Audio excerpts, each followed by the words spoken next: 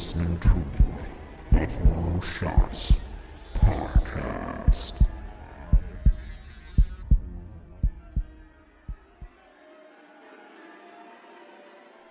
Hello again and welcome to another Horror Shots Podcast with me, Casey.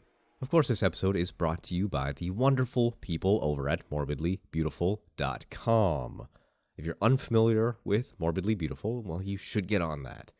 It's a very awesome site that has all sorts of pop culture, horror-related stuff on it. What do I mean by that? Well, anything from reviews to interviews to top 10 lists and everything in between. Right now they're doing a great holiday season, which you definitely need to check out for yourself. Now this episode today, though, is going to be a little bit different. There's not going to be a whole lot of script reading. I do have a little story for you at the end, but I just want to talk about the year and decade in review, or so to speak anyway. Now over the last year, especially, the Horror Shots Podcast, one you're listening to right now, has gone through a few changes and quite a bit of growth, and I have you to thank for that. Because without listeners, without people interacting and hitting me up on social media, I really wouldn't have much of a podcast, would I? No, I wouldn't. So over the last year, as I said, there has been a lot of growth. I joined Morbidly Beautiful, which has helped expand and bring you to new content as well. And that's my overall goal, is to bring you as much awesome content as possible. And I know I've been slacking a little bit in getting you the extras, so just be patient. As soon as I have the time, I am going to start really pushing for new content. And that'll mostly be little shorts for the Patreon, and maybe some little tidbits for Facebook and Twitter and all sorts of little social media outlet platforms that I can use to get you more information about the stuff that I talk about on here. And I did mention that I wouldn't have a podcast without you, the listeners. And there have been some over the past year that have been particularly active. I'd like to really thank Jesse from the Fresh Kills Con, and he's been a great resource, and he's been very fantastic with just being a very supportive person when it comes to the podcast and being a huge fan. And even though I didn't get the chance to go down to the Fresh Kills Con this year because of a car accident, which sucked, he was super understanding and was really receptive to me regardless. And I've talked to him since, and he's got some pretty cool stuff coming up, so look for him to be back on the podcast as well.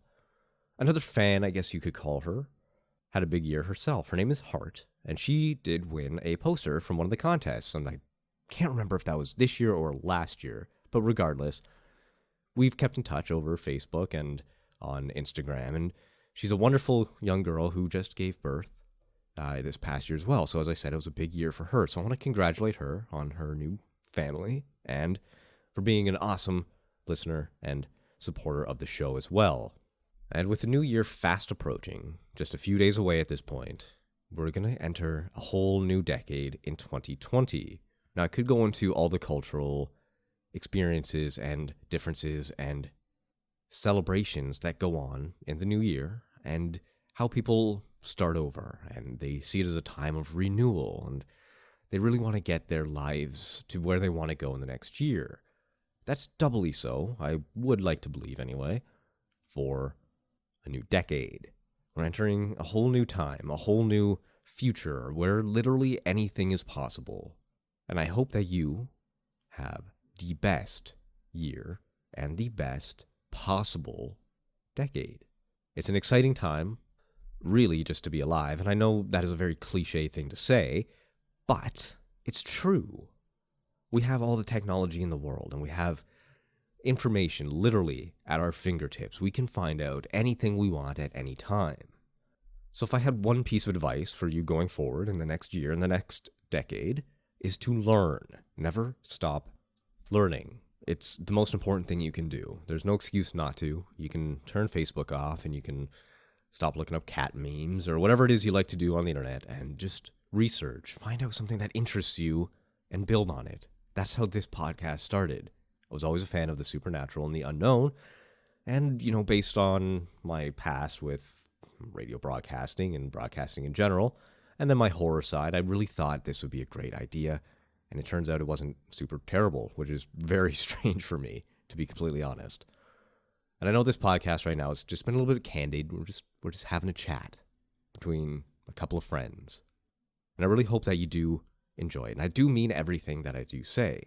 But of course, I do have a little bit of information for you. I have some stories to tell for the podcast, for the episode. And I'm not going to leave you hanging on just some sappy, Happy New Year, Merry Christmas, Happy Holidays sort of stuff.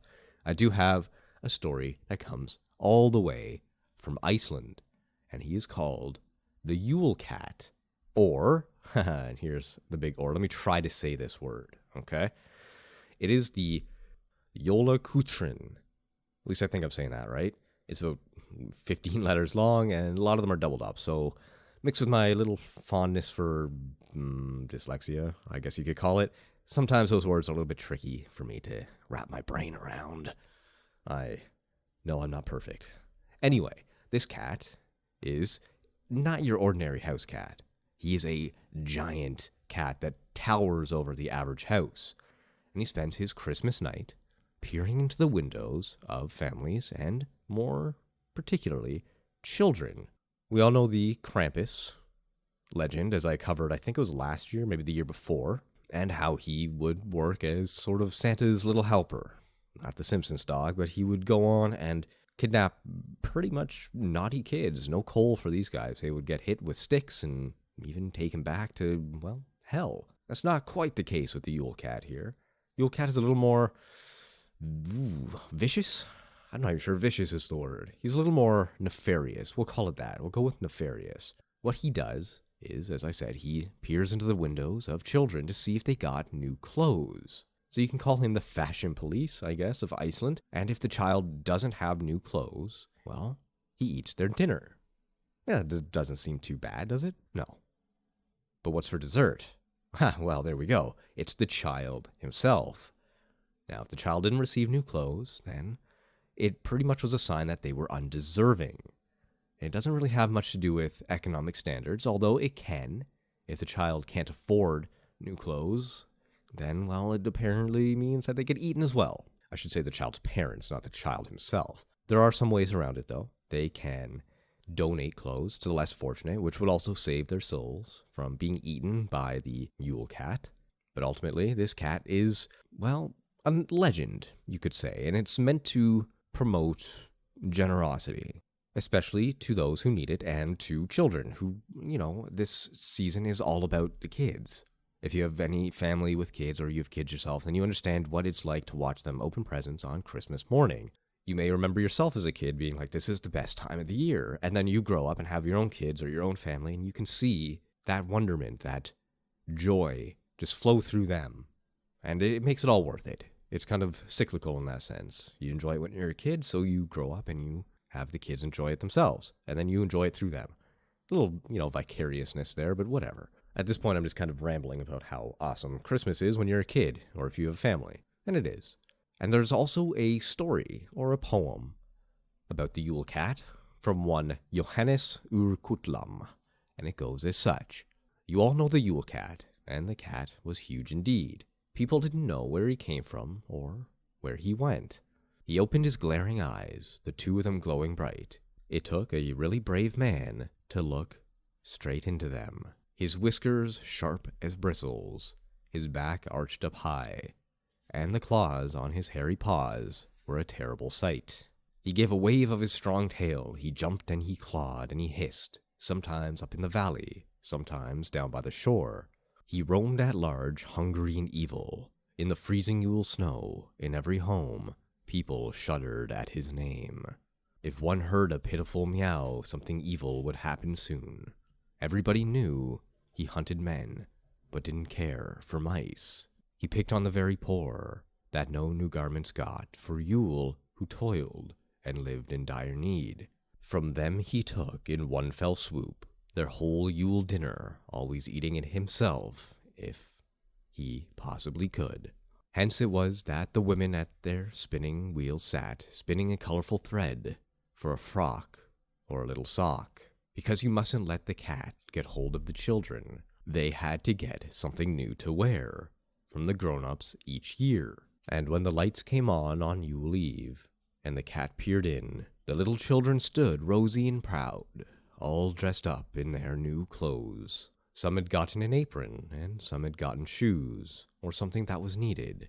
That was all it took. For all who got something new to wear stayed out of that pussycat's grasp. He then gave an awful hiss, but went on his way. Whether he still exists, I do not know, but his visit would be in vain if next time everybody got something new to wear. Now you might be thinking of helping where help is needed most. Perhaps you'll find some children that have nothing at all.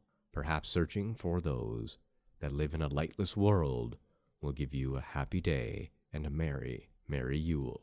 I like that little story. It has a decent message, and like I said, it's all about giving. If you're generous and you find somebody who needs help, and you will be saved by the Yule Cat. The original Grumpy Cat, if you will. Now, it's difficult to tell where this story actually started, but a lot of people think it took place during the Dark Ages, when people were very, very hard done by, and, health standards weren't the greatest, and people were generally pretty poor. So if you could just spare a little bit and get your kids something new to wear in the year, then, well, another horror would be saved from your family. Now, the Yule Cat also isn't the only sort of holiday trickster or monster that lurks the night on Christmas Day and Christmas Eve in Iceland. There's one called Grayla who kidnaps kids and cooks and eats them if they're disobedient. In that legend, it also states that the Yule Cat is owned by Grayla, or Gryla. Not 100% sure on how to say it. Nevertheless, it's a whole baby-eating family they have over there.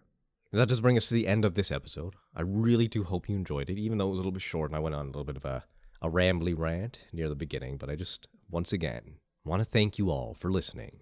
It means the world to me every time I see a download. If you do like what you hear, you can leave a review on pretty much anywhere you like. Although iTunes and Apple Podcasts are a couple of the good ones, where a lot of people find the podcast the most. Also, Stitcher is a very acceptable platform, but if you do have a platform that you prefer, you can feel free to drop a review anywhere you like. If I see it, I will read it out on the podcast. There is some news that I do want to share with you, and if you're a patron, you would have already known this already, but if you're not, then, well, starting in the new year, the Horror Shots podcast will have a new name and some new branding. Now, Horror Shots in and of itself is not going anywhere, but I think it's time to spice things up. The name doesn't really convey what I was hoping it would, and I feel that having a more catchy and more precise name where somebody can read it and go, oh, okay, that's what this is about, as opposed to thinking, what would Horror Shots be? And maybe not giving it a listen or giving us a chance. So in the new year, and look for a release about this on social media in the coming days, will be called the Ominous Origins Podcast. It's still going to be a Horror Shots production, and Horror Shots as the overarching company, if you want to call it that, will remain. So the Facebook, social media, Twitter, Instagram, they are all going to remain as Horror Shots, and the Ominous Origins podcast will be a Horror Shots production, as I said. So I'm not going anywhere. Nothing serious is changing. We're just doing some rebranding on the back end here. And that's going to be for the new year. As I said, it's a time for new beginnings, and with the 2020 starting, I think there's no better time to start this new journey into the podcasting world. So, until next week, I hope you enjoyed the very last official Horror Shots podcast, and we'll be back next week, probably on our tour of the eerie United States.